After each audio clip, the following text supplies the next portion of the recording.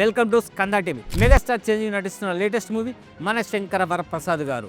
Successful director Anil Ravipudi తెరకెక్కిస్తున్న ఈ movie అనుకున్న plan ప్రకారం శరవేగంగా షూటింగ్ జరుగుతుంది. అయితే ఈ సినిమాలో విక్టరీ వెంకటేష్ చేస్తున్న విషయం తెలిసిందే. ఇటీవల చిరు వెంకిలపై ఓ సెన్సేషనల్ సాంగ్ షూట్ చేశారు.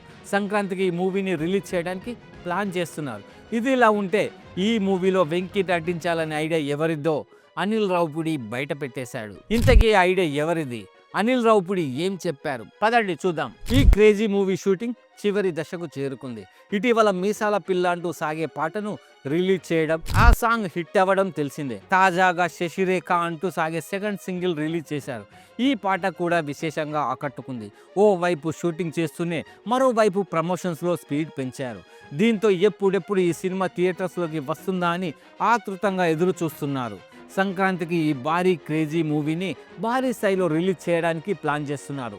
రిలీజ్ డేట్ ఎప్పుడు అనేది త్వరలో ప్రకటించనున్నారు. ఇది ఇలా ఉంటే అనిల్ రావుపూడి ఓ ఇంటర్వ్యూలో మాట్లాడుతూ నిజానికి వెంకటేష్ను ఈ సినిమా కోసం తీసుకోవాలని అనుకోలేదట.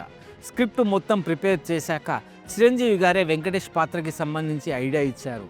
అలా ఆయనని అప్రోచ్ అయ్యాం. వెంకటేష్ పాత్ర సినిమాలో 20 నిమిషాల పాటే ఉంటుందని చెప్పారు. అలాగే సినిమాలో చివరి అరగంట చిరు వెంకీ ఎపిసోడ్ అతిరిపోతుందని, ఇద్దరి మధ్య భారీ ఎపిసోడ్, ఒక సాంగ్, ఒక ఫైట్ ఉందని చెప్పారు. Anil Ravipudi Venky character and episode చెప్పిన తర్వాత మరింత ఆసక్తి ఏర్పడింది. మరి మన శంకర వరప్రసాద్ గారు ఏ రేంజ్లో సక్సెస్ సాధిస్తారో చూడాలి.